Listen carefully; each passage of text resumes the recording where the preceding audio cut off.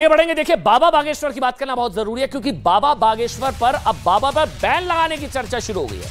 बाबा बागेश्वर की पीएफआई से तुलना पर बड़ा बवाल मच गया है।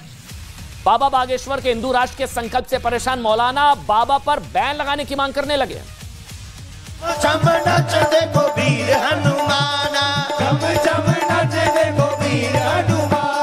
कहते हैं लोग इसे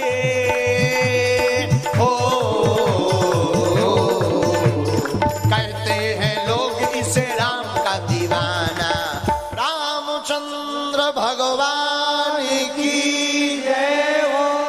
13 करोड़ लोगों में से 5 करोड़ लोग ही अपने घर के बाहर धर्म का ध्वज मस्तक पर तिलक लगाकर निकलने लगेंगे। उसी दिन भारत हिंदू राष्ट्र की ओर अग्रसर हो जाएगा।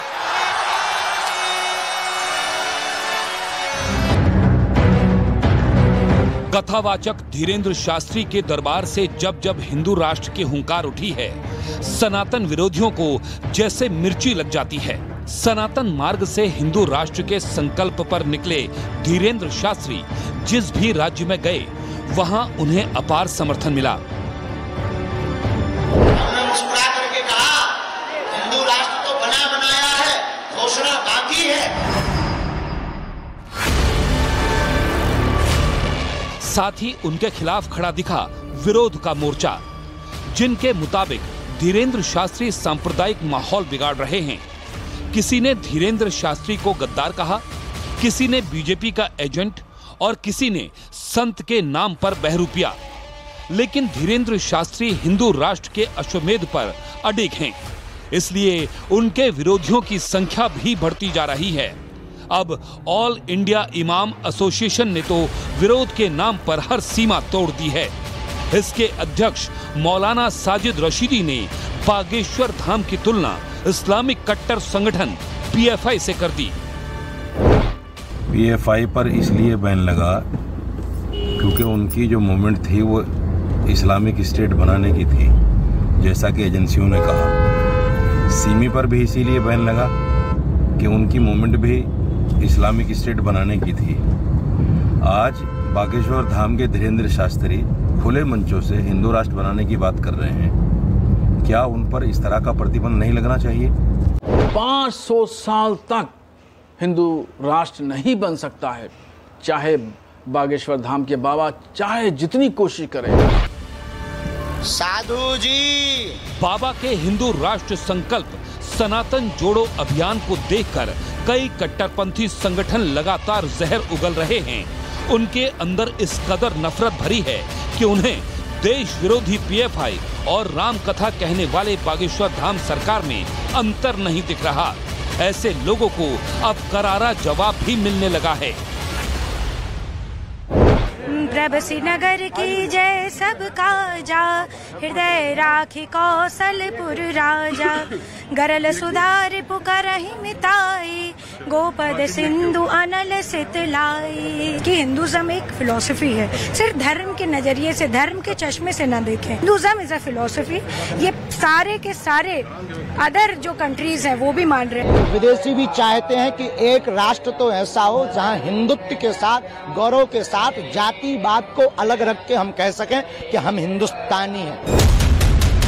बागेश्वर सरकार जब भी हिंदुओं को एकजुट करने की बात करते हैं, हिंदुत्व की हुंकार भरते हैं, तो सियासी दलों को भी परेशानी होने लगती है। कई नेताओं को लगता है कि आचार्य धीरेंद्र शास्त्री के हाथ में हिंदू वोट का रिमोट है और बाबा अपने प्रवचन और लोकप्रियता के सहारे ध्रुवीकरण कर सेक्युलर दलों को नुकसान पहुंचा सकते हैं। यही वजह है कि समाजवादी पार्टी नेता स्वामी प्रसाद मौर्य को जब भी कोई मंच मिलता है, वो बाबा के खिलाफ बोलने का मौका नहीं छोड़ते। जो लोग हिंदू राष्ट्र की बात कर रहे हैं, वो देश को फिर से बंटवारे की ओर ले जा रहे हैं, यानी देश को फिर से बांटने का बीज बो रहे हैं। हिंदू राष्ट्र की मांग करना संविधान विरोधी बात है, राष्ट्र विरोधी बात है।